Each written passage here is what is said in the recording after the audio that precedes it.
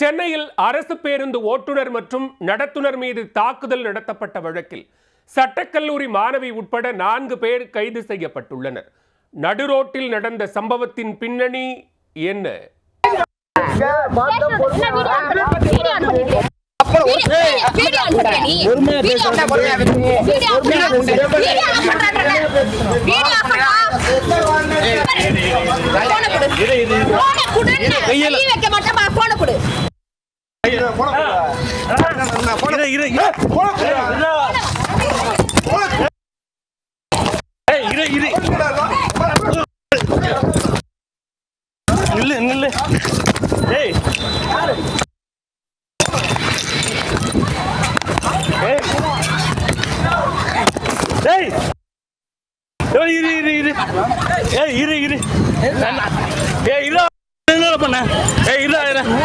என்ன பண்ண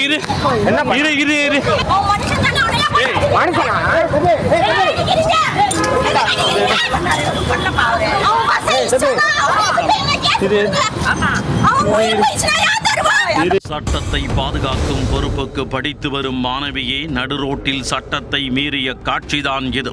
சாலையோரம் நிறுத்தப்பட்டிருந்த காரில் பேருந்து உரசியதாக கூறி பொங்கி எழுந்த இந்த கும்பல் அத்துமீறலில் ஈடுபட்டுள்ளது. அவர்களுக்கு போலீசார் தக்க பாடம் புகட்டினார்களா?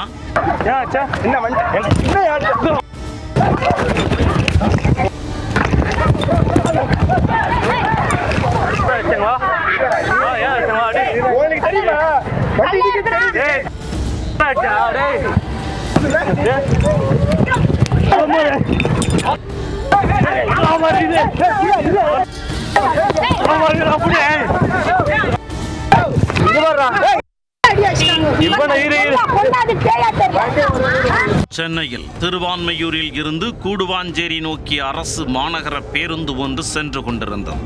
பேருந்தை சிட்லப்பாக்கம் பகுதியைச் சேர்ந்த அசோக்குமார் ஓட்டிச் சென்றார்.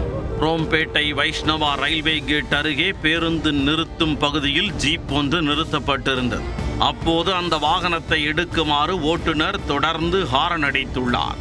யாரும் வராததால் பேருந்தை வளைத்து ஓட்டும் போது ஜீப் மீது லேசாக உரசியதாக கூறப்படுகிறது. அதை கண்டு ஆத்திரத்தில் ஜீப்பில் வந்த பெண் உட்பட 4 பேர் ஓட்டுநர் அசோக்குமாரிடம் வாக்குவாதம் செய்துள்ளனர். அத்துடன் பேருந்திற்குள் ஏறி ஓட்டுநர் மற்றும் நடத்துனர் இருசப்பன் ஆகியோரை தாக்கியுள்ளனர். தொடர்ந்து அவர்களை வெளியே இழுத்து போட்டு இரத்த காயம் ஏற்படும் அளவிற்கு கொலைவெறி தாக்குதல் நடத்தி உள்ளனர். பயணிகள் தடுத்த போதும் அந்த கும்பல் ஓட்டுநர் நடத்துனரை விரட்டி தாக்கியுள்ளது. பொதுமக்கள் கூடி தட்டி கேட்டதும் அந்த கும்பல் அங்கிருந்து தப்பியோடிய.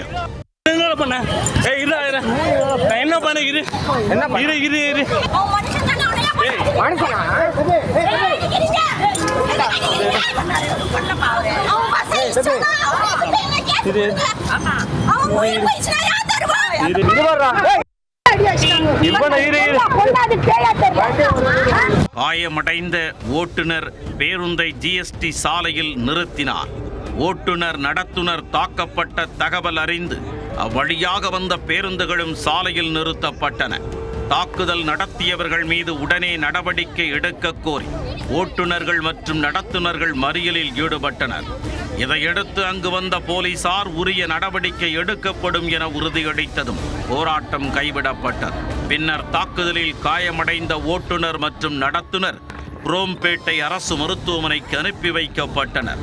இது தொடர்பான விசாரணையில் தாக்குதலில் ஈடுபட்டவர்கள் குரோம்பேட்டை லட்சுமிபுரத்தைச் சேர்ந்த பிரதீபா ஷாலினி, அவரின் கணவர் ரஞ்சித் மற்றும் திலீப் குமார், அஸ்வந்த் குமார் என்பது தெரிய வந்தது.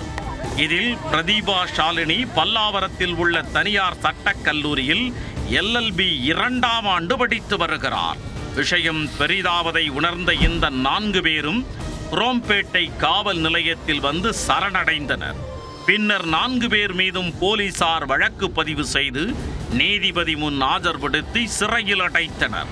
அதே வேளையில் எதிர்த்தரப்பினரும் கொடுத்த புகாரின் அடிப்படையில் ஓட்டுநர் நடத்துனரிடம் விசாரணை மேற்கொள்ளப்பட்டது. சட்டக்கல்லூரி மாணவி தனது கணவர் மற்றும் உறவினர்களுடன் சேர்ந்து அரசு பேருந்து ஓட்டுநர் மற்றும் நடத்துனர் மீது தாக்குதல் நடத்திய சம்பவம் தாம்பரம் பகுதியில் பெரும் பரபரப்பை ஏற்படுத்தியது.